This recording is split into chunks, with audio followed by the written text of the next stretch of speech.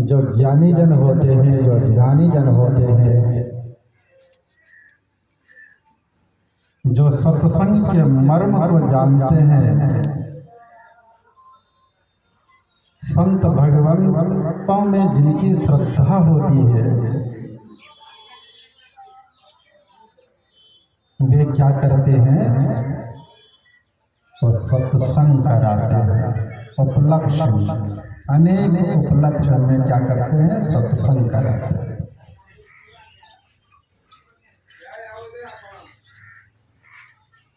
लेकिन उपलक्ष्य तो अनेक है, लेकिन लक्ष्य क्या है?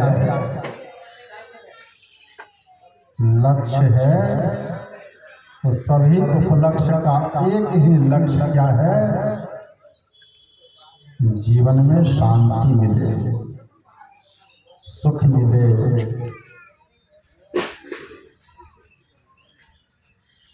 अमन चैन की जिंदगी हमारी आपकी बीते। सज्जनों, दिल दिमाग में तो सबको है कि बढ़िया से जीवन बीते, अलौकिक जीवन के साथ साथ पारलौकिक जीवन हमारा मंगलमय हो। लक्ष्य तो है, लेकिन हमारे आपके जीवन में मजबूत लक्ष्य नहीं, संकल्प करके हम नहीं चलते। जब हमारा आपका मजबूत संकल्प हो जाएगा तो नींद नहीं होती। जैसे आप मजबूत संकल्प ले लिए हैं कि हमें दिल्ली जाना है, कल 4 बजे सुबह में ब्राह्म मुहूर्त में ट्रेन है, तो उस दिन आपको नींद आती है? कहीं हमारी ट्रेन न छूट जाए। उस दिन आप सही ढंग से सो नहीं पाते, और जब सोए तो फिर गए, आलस्य किए तो समाप्त, आपकी ट्रेन छूट जाएगी। इसीलिए संतों ने कहा, आलस्य ही मनुष्यानां शरीरस्थो महान ऋतु नास्त्युत्मसो बाहुर्यं कृत्वा नाव सुमति। जीवन में आलस्य सबसे बड़ा शत्रु है।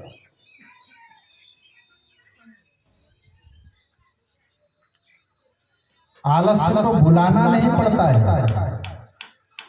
प्रेम से आदर नहीं किया जाता है, और अपने आप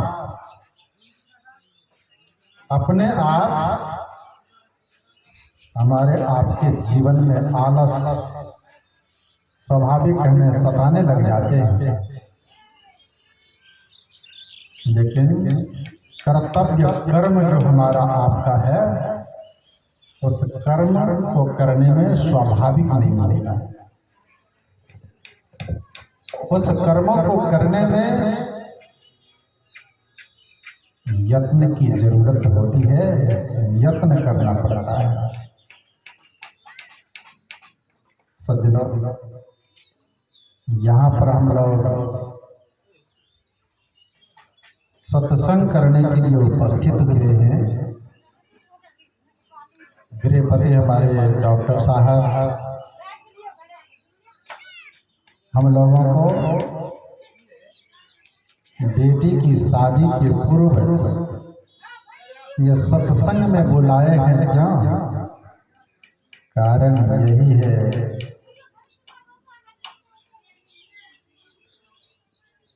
अपनी बेटी की शादी, ये ब्रह्म विवाह।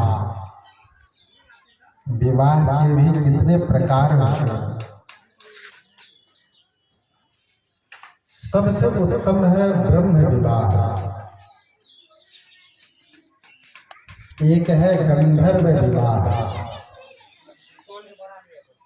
प्रेम विवाह, पिशाच विवाह, सबसे उत्तम है ब्रह्म विवाह। जिसमें ब्रह्म का चिंतन करते हुए, उस परमात्मा का चिंतन करते हुए, उस परमात्मा का स्मरण करते हुए पूज्य जन, गुरु जन, ग्राम्य जन,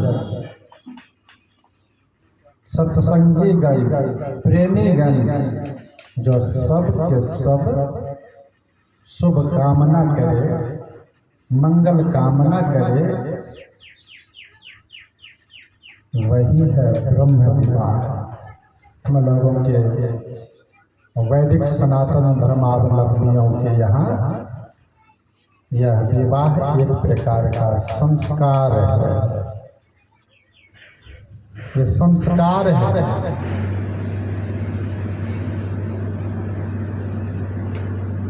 तो संस्कार जब पड़ जाता है तो उसको संस्कारी बनना पड़ता है। बन जाते हैं संस्कारी, लेकिन संस्कार पढ़ने के लिए अभिभावक को, सभी अभिभावक सतर्क रहते हैं। अपने जानते तो बिल्कुल सतर्क रहते हैं, लेकिन पूर्वार्जिता विद्या, पूर्वार्जितम धनम, पूर्वार्जितम पुण्यम अग्रे अग्रे भावति। पूर्व का अर्जित संस्कार है, सुसंस्कार है।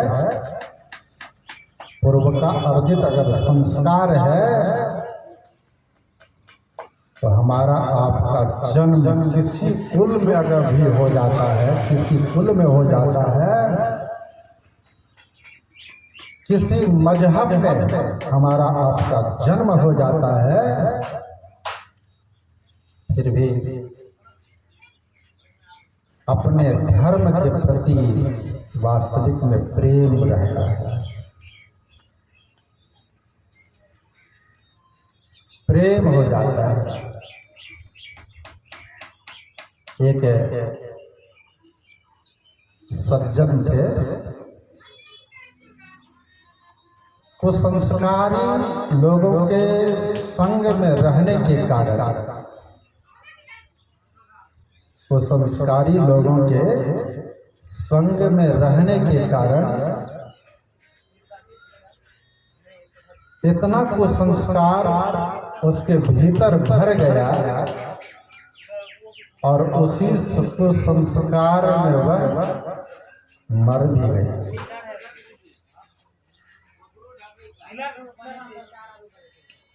लेकिन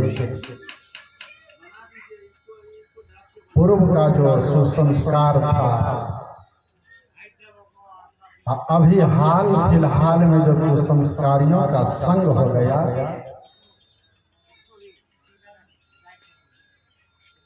उसके बाद उसका किसमें जन्म हुआ? जन्म उसका हो गया विधर्मियों के यहाँ।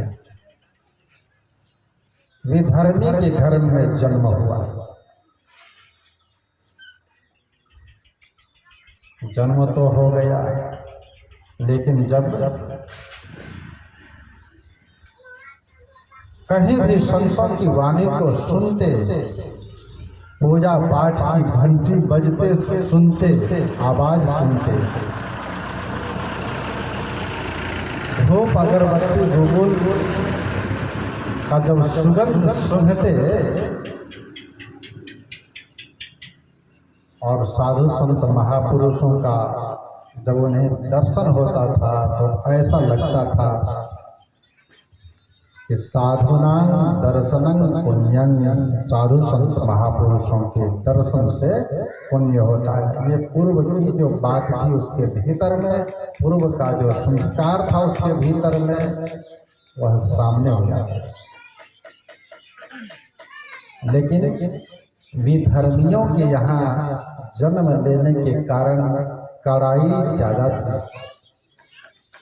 उस कड़ाई में, उस बंधन में बंधे रहने के कारण स्वच्छंद वह कोई भी काम नहीं कर पाएगा। सज्जनों, ठीक उसी प्रकार जिस सत्संग में हम लोग बैठे हैं, इस सत्संग की बहुत बड़ी महिमा है, साधारण महिमा नहीं है। इसीलिए तो संत कबीर को कहना पड़ा, इस सत्संग में लाभ बहुत है। बहुत लाभ, कौन ऐसा लाभ है जो उसकी बराबरी में कोई लाभ है ही नहीं। सज्जनों, बहुत कौन सा लाभ है, तो आगे की कड़ी में संत कबीर ने कहा, इस सत्संग में लाभ बहुत है, तुरंत मिलावे गुरु से। गुरु से मिलाने का तात्पर्य, आज तो गुरु की संज्ञा कहाँ कहाँ लोग दिए हैं, और जब संत मत सत्संग में बैठेंगे और सही उपदेश को सुनेंगे तो पता चलेगा। किसी किसी धर्म गुरुओं के शिष्यों को मैं देखता हूँ, फलाने को गुरु मान लीजिए, मानने से काम चलेगा? गुरु के शरण में जाने से काम चलेगा, उनकी वाणी को सुनने से काम चलेगा, उनकी वाणी को अपने जीवन में उतारने की आवश्यकता है। मानना ये तो एक तरह से क्या कहा जाए, फलाने को गुरु मान लीजिए। हमारे ये प्रोफेसर साहब हैं, अब प्रोफेसर साहब की संगति में नहीं बैठे, उसकी वाणी को नहीं सुने, अपने जीवन में नहीं उतारे, तद विधि प्रणी पातेन परिप्रश्नेन सेविया उपद्रक्ष्यन्ति ते ज्ञानं ज्ञानी नस्तत्वदर्शिनः। बंगला में बड़ा ही सुंदर आया, सेवा करे भक्ति करे करिया जतन प्रणमयी गुरु पद ज्ञान आहरण। तत्वदर्शी तत्वज्ञानी त्वमारे तखन अक्वरिबे न शिक्षा दान त्वमानुषन। सज्जनों, तो महापुरुषों की संगति में बहुत काल संतन के दो चरण मीजिए, देव तनुज पाय विमल युग युग लौलीजिए।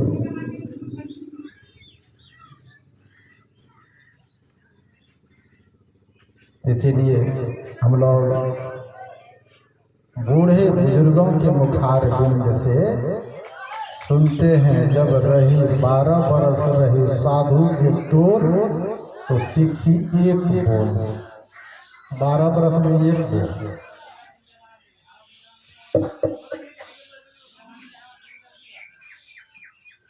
यहाँ पर क्या हो रहा है?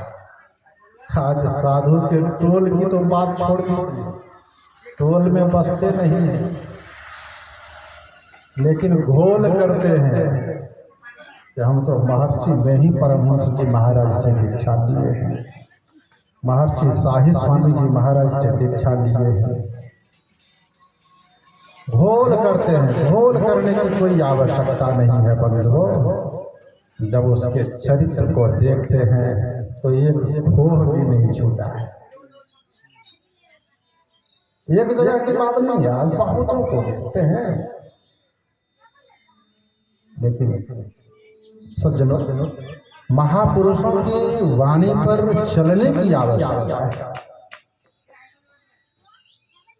आज यहाँ पर सत्संग हो रहा है, संत मत का सत्संग है। यह संत मत आज का नहीं है। जब रामचरितमानस को पढ़ेंगे तो पता चलेगा यहाँ पक्षपात कछु राखा। यहाँ पर न हिंदू की बात, न मुसलमान की बात, न ईसाई की बात, किसी खास मजहब की बातें यहाँ पे नहीं होती है। किसी खास जात वाले लोगों की भी बात यहाँ पे नहीं होती है। यहाँ पर मानव मात्र की बातें होती हैं। मानव का कल्याण किसमें हो, किस वाणी पर चलने से, किस विचार पर चलने से मानव का कल्याण होगा, इन बातों को जानने की आवश्यकता है। तो ये ब्रह्म विवाह मतलब विवाह के अवसर पर आज ब्रह्म का चिंतन, जो ब्रह्म मार्गी साधु संत महापुरुषों के भक्त हैं, जो शांति मार्ग पर चलने वाले महापुरुषों के भक्त हैं, सज्जनों, उन भक्तों को, उन सज्जनों को यहाँ पर बुलाया गया है। इसलिए आशीर्वाद देने के लिए, उस बच्ची को आशीर्वाद देने के लिए, नव वर वधू को आशीर्वाद देने के लिए, क्योंकि संतों ने बड़ा ही सुंदर कहा, जो बात दवा से न होती है वो बात दुआ से होती है। जब पूरे मुर्शिद मिलते हैं तो बात खुदा से होती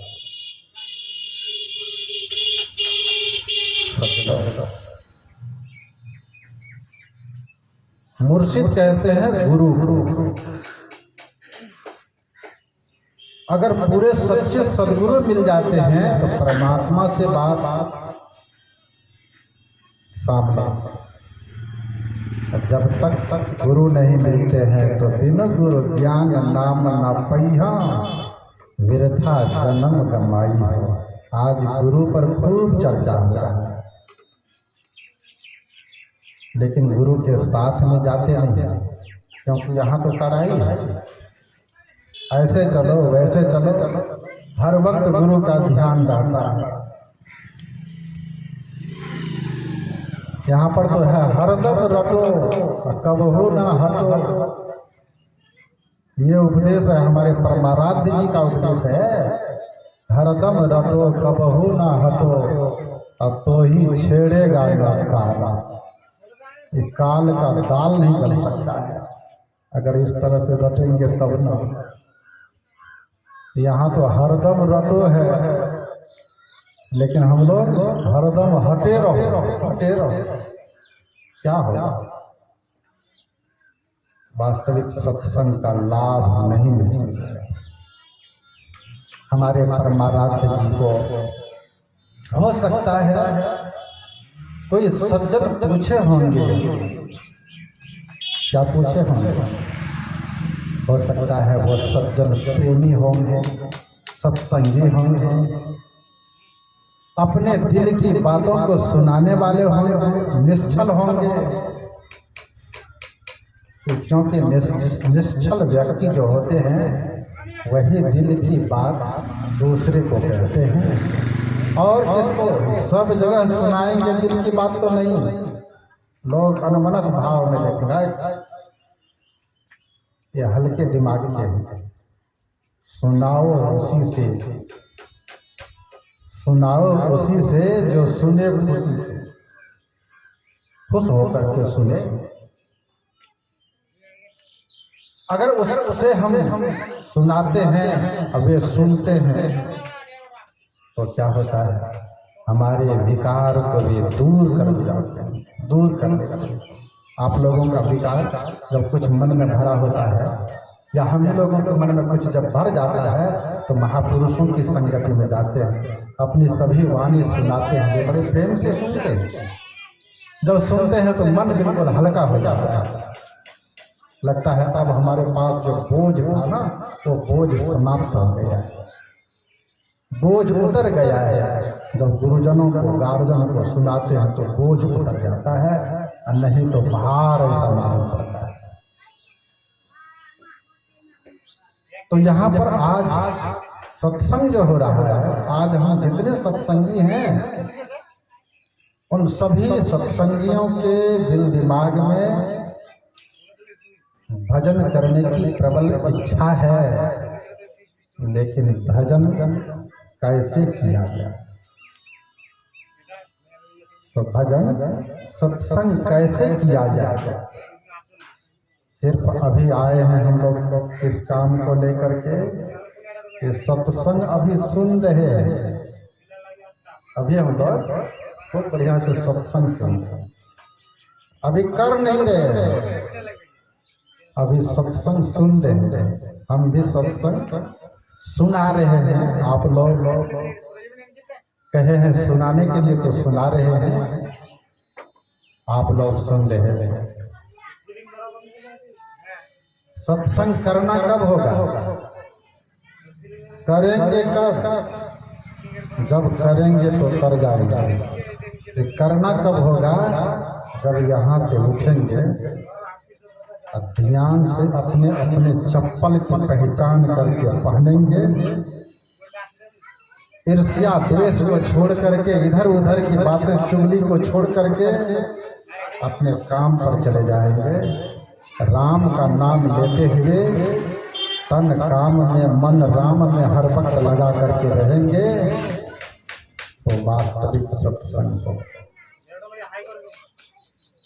आचार्य राम शर्मा ने बड़ा ही सुंदर कहा, हम सुधरेंगे सब सुधरेंगे। अगर प्रत्येक व्यक्ति अपने आप की सुधार कर ले तो फिर प्रवचन करने की कोई आवश्यकता है, कोई आवश्यकता है। अपने आप की सुधार करने के लिए इसीलिए सत्संग किया जाता है। हमारे बदले में हमारा सुधार दूसरे करेंगे, ये हो नहीं सकता। इसीलिए सत्संग की बहुत बड़ी महिमा है। हमारे परमाराध्य जी को कोई सज्जन पूछे होंगे, बाबा भजन कैसे करना चाहिए, किस प्रकार से भजन करेंगे तो हमारा जीवन खुशहाल हो जाएगा, निहाल हो जाएगा। तो हमारे परमाराध्य जी कहते हैं भजन ऐसे करना है, कैसे, भजन में ऐसे मन लगाना है। तो कैसे लगाना है बाबा, तो कहा हमारे परमाराध्य जी, भजन में मन ऐसो रमय। अब आप लोग अपने आप कह देंगे जो स्तुति विनती करते हैं प्रतिदिन, जो नहीं करते उसको तो जानकारी ही नहीं है, उसके लिए क्षम्य है, क्योंकि नहीं जानते हैं, अनभिज्ञ हैं, सत्संग नहीं करते हैं, नहीं जानते हैं। जो जानते हैं उसको जानकारी लगे। क्या, भजन में मन ऐसो रमय, ऐसो रमय जस राम सो माया। जैसे माया असत्य संसार, असत्य शरीर में, परिवर्तनशील संसार में स्वाभाविक हमारा आपका मन रमा हुआ रहता है। बाल बच्चे, परिवार में, दुकान में, मकान में, खेत में, खलिहान में, स्वाभाविक हमारा आपका मन रमा हुआ रहता है। इस प्रकार का स्वाभाविक हमारा आपका मन जब भगवान में रम जाए, परमात्मा में रम जाए, तो जीवन हमारा आपका धन्य धन्य हो जाएगा। लेकिन स्वाभाविक मन बड़ा शैतान है ना, स्वाभाविक मन हमारा आपका लगता नहीं है, इसे लगाना पड़ता है। अभी हम लोग बड़ा ही सुंदर पाठ में सुन रहे थे, बुद्धि योग क्या है? सत्संग। योग मतलब जोड़। बुद्धि को किसमें जोड़ना होगा? तो बुद्धि में नहीं, तो बुद्धि में तो अपने आप हमारा आपका मन जुट जाता है। सुबुद्धि में परिणत करना है मन को, सुबुद्धि में जोड़ना है। बुद्धि तो सबको है, किसको नहीं है बुद्धि?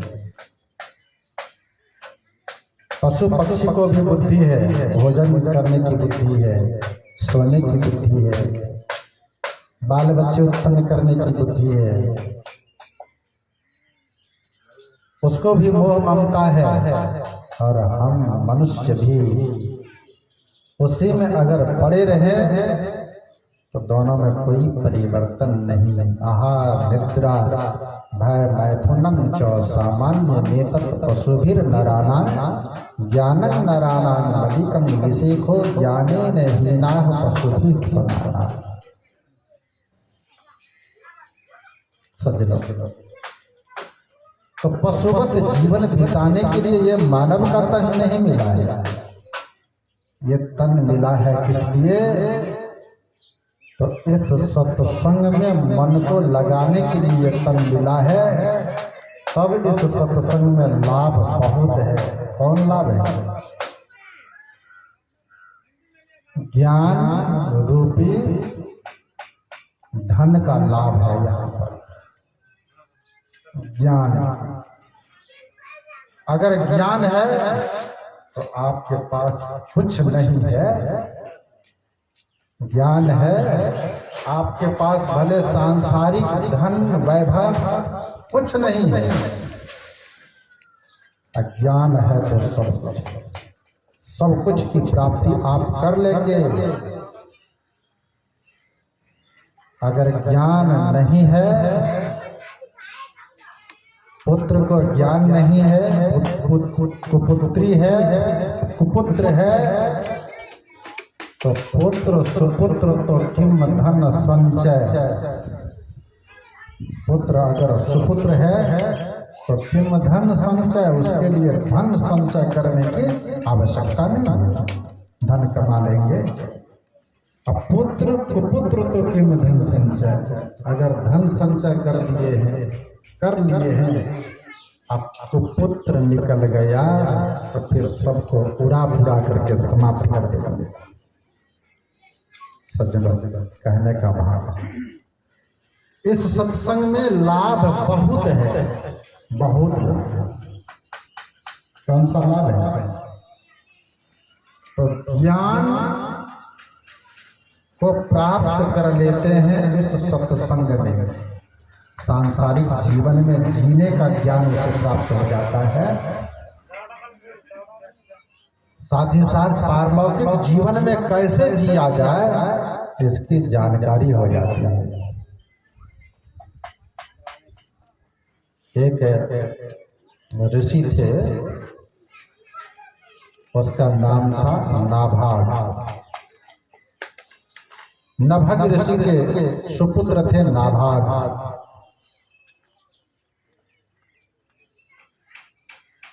नाभाग का अर्थ होता है जिसको किसी में भाग नहीं मिले। नाभाग,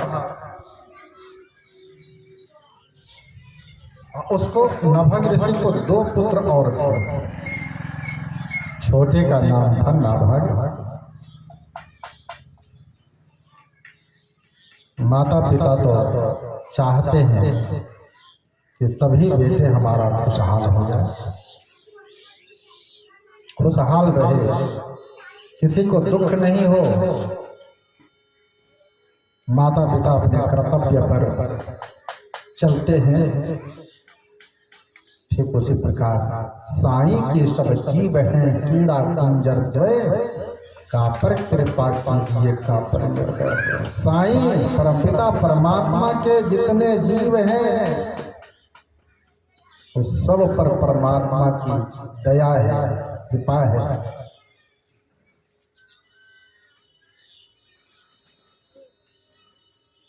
दया, जो दयालु भाव के भाई होते हैं ना, तो भाई पर दया करते हैं, नहीं तो भाई का भी हक खा करके समाप्त कर देते हैं। कहने का भाव, जब साईं के सब जीव हैं,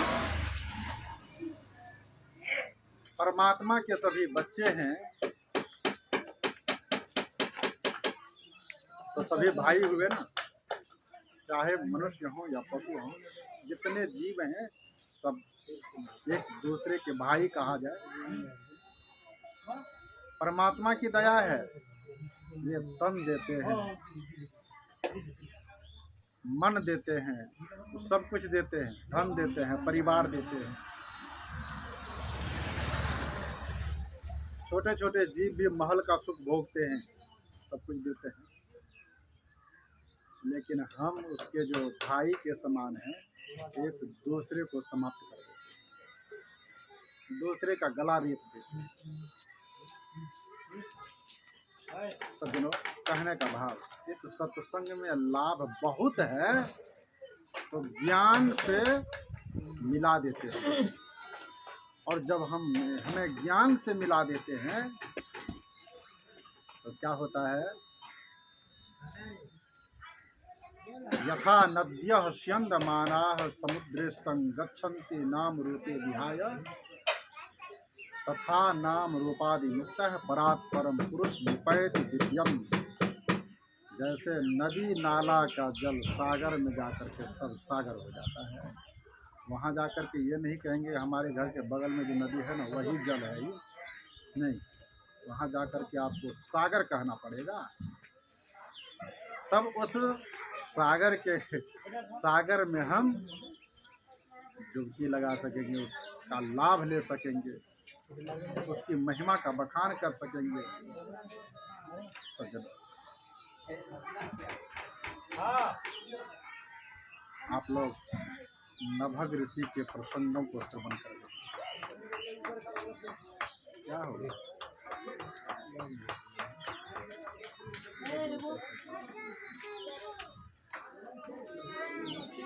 नभग ऋषि के बारे में सुन रहे थे, क्या करेंगे, लाइन ही खत्म है तो अपना ही वोल्टेज कुछ बढ़ाता है। हाँ,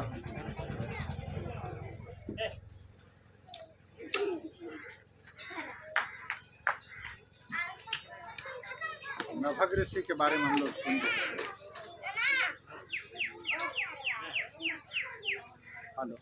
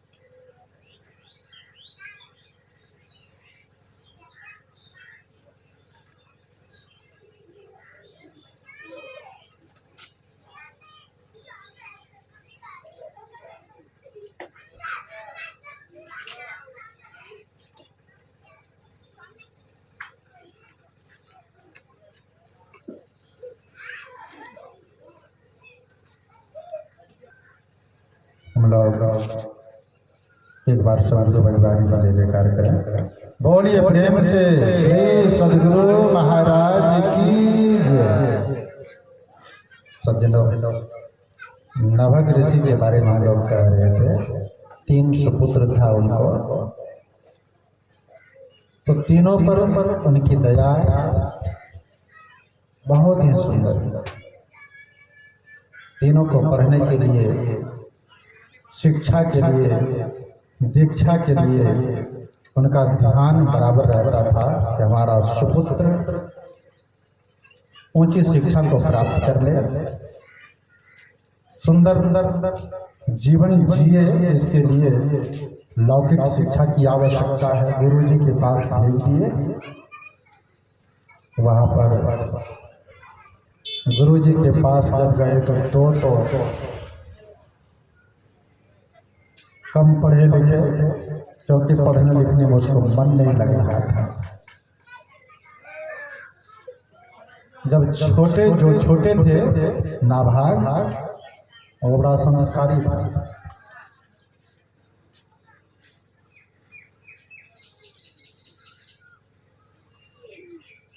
बड़े वाले जो दोनों थे, बीच वाले और बड़े वाले, समय पा करके वे गारहस्थ जीवन में आ गए।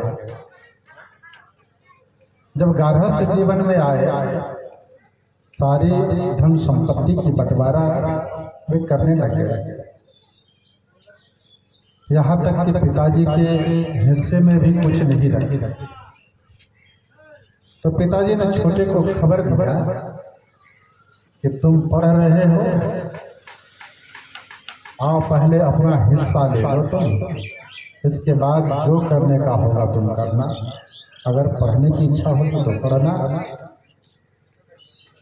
अगर पारिवारिक जीवन बिताने की तुम्हारी इच्छा होगी तो पारिवारिक जीवन बिताना। जो तुम्हें अच्छा लगे वो करना, शुभ कर्मों को करना। ये पारिवारिक जीवन बिता रहे हैं। इन लोगों का आहार व्यवहार, खान पान कुछ सुधरा नहीं है और दिन प्रतिदिन बिगड़ते चले जा रहा है। घोर कलयुग इसके ऊपर सवार हो गया है।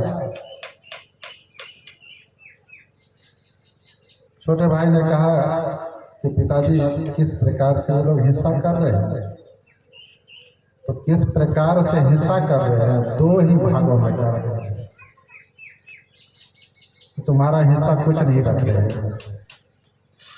हम लोगों को भी, ये बूढ़ा बूढ़ी को भी तुम्हारे हिस्से में छोड़ दो, कुछ दिए भी नहीं है। छोटे भाई ने कहा कोई बात नहीं,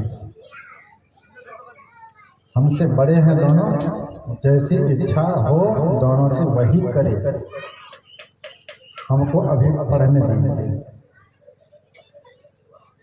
संस्कार का अर्जन पहले करने दीजिए, ज्ञान का अर्जन पहले करने दीजिए, क्योंकि ज्ञान में ही तो सम्मान है। ज्ञान में ही तो भगवान मिलते हैं।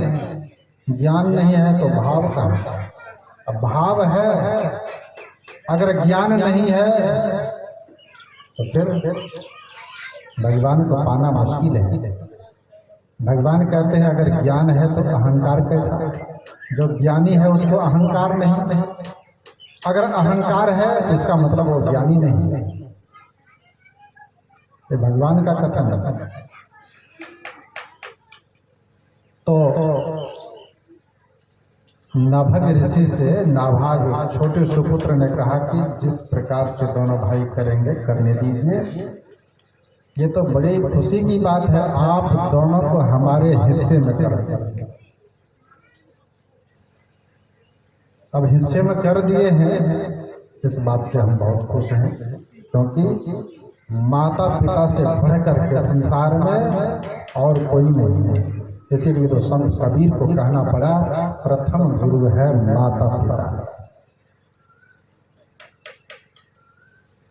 आप दोनों को हमारे हिस्से में कर दिए हैं, हम बहुत खुश हैं, लेकिन अभी हमको पढ़ने दीजिए, अभी ज्ञान प्राप्त करने दीजिए।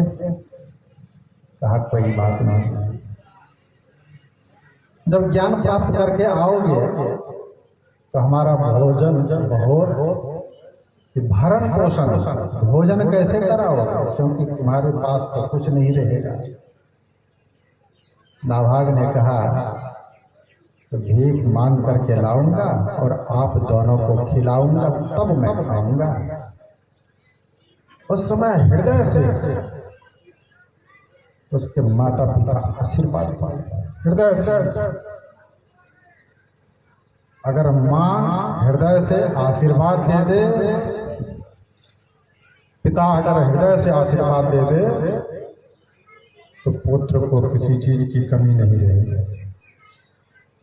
अगर वो चाह ले, देखते हैं बात बात में कोई भी बात में कहते हैं, हमारी माँ बहन कहती है अपनी लौकिक भाषा में, जब उसको ज्यादा परेशान कर देते हैं पुत्र या पुत्री, तो माँ कहती है अपनी भाषा में बज्जर कहती है ना, लेकिन हृदय से नहीं कहती है। अगर हृदय से कह दे तो शायद वज्रपात उसके ऊपर हो जाएगा,